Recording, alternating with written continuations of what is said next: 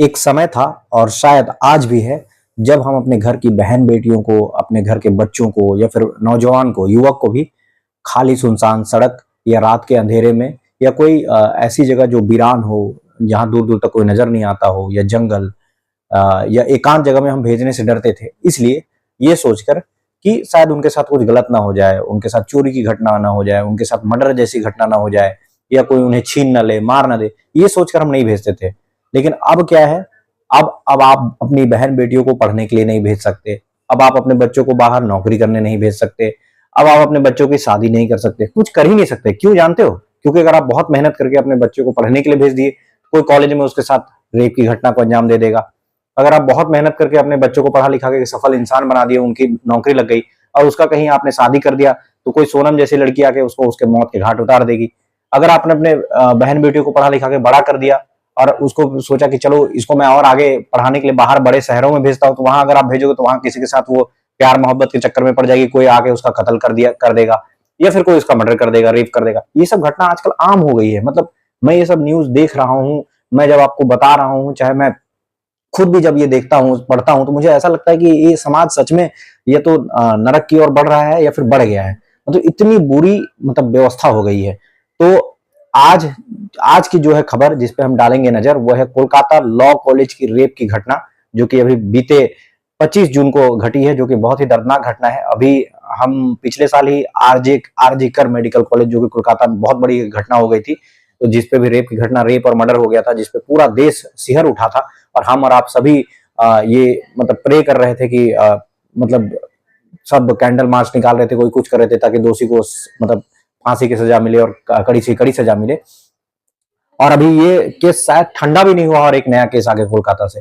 इससे पहले कि मैं आपको ये न्यूज बताऊं, खबर सुनाऊं और इस खबर पे नजर डालूं, उससे पहले मैं आपको ये बता दूं कि मैं झारखंड रांची से बिलोंग करता हूं और अक्सर रांची से कोलकाता की दूरी 6 से 7 घंटे है।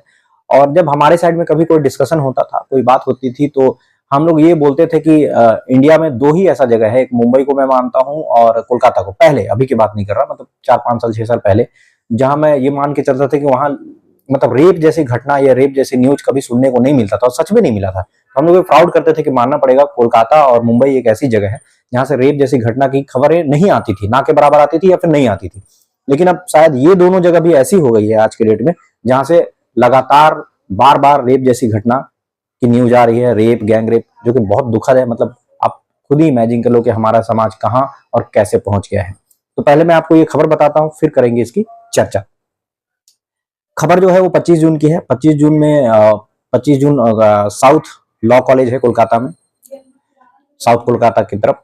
तो हुआ यूं कि कोलकाता में एक लॉ की छात्रा थी, जो कि कानून की पढ़ाई कर रही थी। वो कॉलेज जाती है, 12 बजे के अराउंड वो कॉलेज जाती है, और कॉलेज जाने के बाद जो भी अपनी उसकी पढ़ाई वढ़ाई और एग्जाम की कुछ फॉर्मेलिटीज वगैरह थी, फॉर्म वॉर्म्स, वो अपना निपटा लेती है। और फिर 4 बजे के आसपास वो स्टूडेंट यूनियन के रूम में चली जाती है। आप अगर पढ़ाई वढ़ाई किए होगे, कॉलेज वॉलेज गए होगे, यूनिवर्सिटी वगैरह में, तो आपको ये ज्ञात होगा कि हर एक कॉलेज में, मतलब यूनिवर्सिटी में, एक स्टूडेंट यूनियन की रूम होती है, जहाँ सारे लोग मिलते हैं, स्टूडेंट यूनियन के लोग और बाकी जो स्टूडेंट यूनियन से जुड़े उड़े रहते हैं, और बाकी अपना चर्चा बातचीत या बैठने या आराम करने का काम करते हैं। तो ये स्टूडेंट यूनियन में चली जाती है। क्यों चली जाती है? क्योंकि ये खुद भी स्टूडेंट यूनियन की सेक्रेटरी थी। कौन से स्टूडेंट यूनियन की? जो स्टूडेंट यूनियन टीएमसी की बताई जा रही है, मतलब तृणमूल कांग्रेस की वो स्टूडेंट यूनियन है। और क्योंकि आपको पता भी है कि कोलकाता में सरकार भी टीएमसी की ही है, तो ये चली जाती, क्योंकि ये चली जाती है स्टूडेंट यूनियन वाले रूम पे, क्योंकि जो मुख्य आरोपी है मनोजीत मिश्रा, ये उसको बुलाता भी है, क्योंकि मनोजीत मिश्रा जो है वो प्रेसिडेंट था उस कॉलेज का, स्टूडेंट यूनियन का, यूनिवर्सिटी का वहां पे, और वो खुद भी टीएमसी से जुड़ा हुआ है, टीएमसी का लीडर है कह सकते हो आप, या नेता कह सकते हो। और वो उसको बुलाता है, ये काफी देर तक वहां बैठते हैं, कुछ बातें बातें करते हैं अपने नॉर्मली। उसी दौरान फिर क्या होता है कि मनोजीत मिश्रा जो है इसके करीब आने की कोशिश करता है, इसकी तारीफ करता है, वही जो लुभावने बातें जो किया करते हैं लोग लड़कियों को झांसे में लाने के लिए, कि मैं तुमको बहुत पसंद करता हूँ, मैं तुमसे प्यार करता हूँ, मैं तुमसे शादी करना चाहता हूँ, ये वो।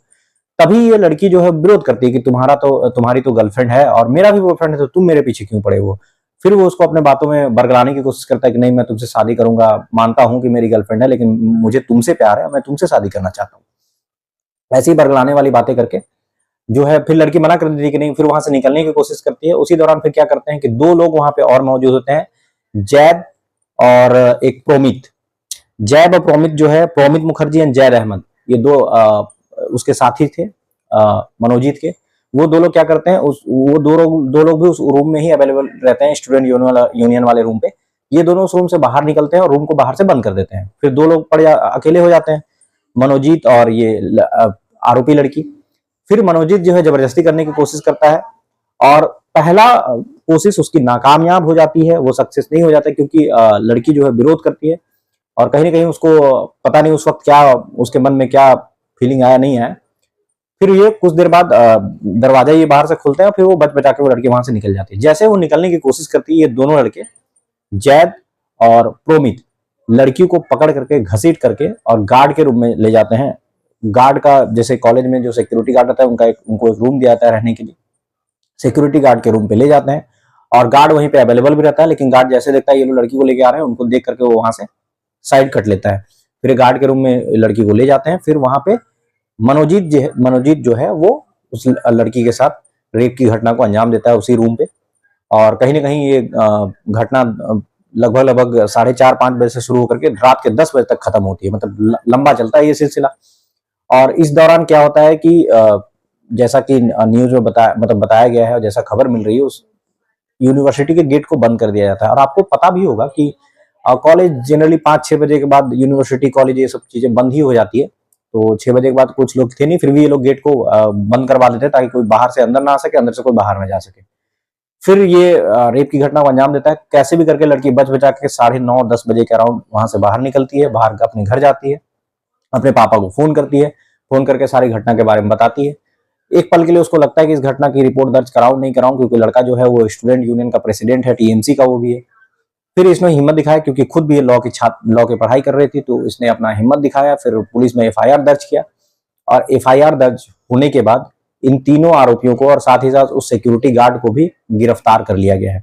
मुख्य आरोपी जो है वो मनोजीत मिश्रा है और दूसरा आरोपी जैब अहमद और प्रोमित मुखर्जी, ये तीनों आरोपी है, प्लस सिक्योरिटी गार्ड को भी गिरफ्तार कर लिया गया है। अब इसकी जांच चल रही है, अब आगे क्या होगा इसकी अपडेट मैं आपको दूंगा। लेकिन खबर तो है, खबर आती है, खबर जाती है, खबर आती फिर आती भी रहेगी, जाती भी रहेगी। इस लोग में, इस समाज में, इस देश में आपराधिक तत्व के लोगों की कमी नहीं हो पा रही, बल्कि बढ़ते ही जा रहे हैं। तो ऐसी ऐसी खबर तो हमेशा आएगी। हालांकि हम दुआ करते हैं कि ऐसी खबर ना आए, लेकिन हमें और आपको इस खबर से सीखना क्या है, सीखना क्या चाहिए? सबसे बड़ी बात कि आप अपने मन को कंट्रोल करना सीखे। कंट्रोल मतलब अच्छी चीजों के लिए नहीं, बुरी चीजों के लिए। अगर आपका मन आपको बुरी चीजों को करने के लिए प्रेरित कर रहा है, उकसा रहा है, तो आप अपने आप को उसी वक्त रोकना सीखो, मन को समझाना सीखो, कंट्रोल करना सीखो। पहली बात यह। दूसरी बात, सच है ये कि आजकल के माँ बाप, पेरेंट्स अपने बच्चों को पढ़ाने लिखाने में या बाहर भेजने में या शादी कराने में डर रहे हैं, और ये डर होनी भी चाहिए। इसलिए क्योंकि ऐसी घटनाएं को देख करके वो सिहर जा रहे हैं, वो डर जा रहे हैं कि वो किस मुंह से अपने बच्चों को बाहर भेजेंगे। जब कॉलेज सुरक्षित नहीं है, जब हॉस्पिटल सुरक्षित नहीं है, जब बड़े बड़े शहर सुरक्षित नहीं है, जहाँ इतने सारे पुलिस फोर्स और इतने सारे तंत्र वंत्र हैं वहां पे, तो फिर वो कहाँ रखेंगे? घर सुरक्षित नहीं है तो आप रहोगे कहाँ? शायद यही वजह है कि आजकल के पेरेंट्स भी डर रहे हैं, आजकल के माँ बाप डर रहे हैं अपने बच्चों की शादी करने के लिए, आजकल के माँ बाप डर रहे हैं अपने बच्चों को बाहर पढ़ने भेजने के लिए। लेकिन ऐसी बात नहीं है, डर नहीं होनी चाहिए। अपने अपने बच्चों को बाहर पढ़ने के लिए भेजो, नौकरी भी करने के लिए भेजो और शादी भी करो। लेकिन एक बात का हमेशा ध्यान रखो, अपने बच्चों को जागरूक बनाओ, समझदार बनाओ और एक्टिव बनाओ। एक्टिव मतलब उसको इतनी समझ जरूर दो कि अच्छा और बुरा इसकी वो समझ रख सके कि कौन उसके लिए अच्छा है, कौन उसके लिए बुरा है। अगर थोड़ी सी भी वो कहते हैं ना, indicator is enough for sensible person. समझदार इंसान के लिए इशारा ही काफी है। उसको इशारा समझने की समझ दो, ताकि अगर कुछ भी बुरा हो उससे पहले उसको थोड़ा सा भी कुछ बुरा होने का फील हो या अनुभव हो या इशारा हो, तो वहां से वो अपने आप को बचा करके निकल सके, ताकि इस तरह की घटना दोबारा रिपीट ना हो सके। बाकी अभी मैं अपने वीडियो को अंत करूं उससे पहले एक खबर दे दूं रांची से। झारखंड में धुरवा थाना जो है, वहां पे एक बहुत मतलब कॉमेडी वाली घटना हुई है। इसको मैं कॉमेडी इसलिए बोलूंगा कि पुलिस वाले ही आपस में लड़ गए। धुरवा थाना का जो मुंशी है और एक एसआई है, एसआई ने आरोप लगाया धुरवा थाना के मुंशी पे कि मुंशी ने उसके साथ पिटाई की, मतलब मारपीट की।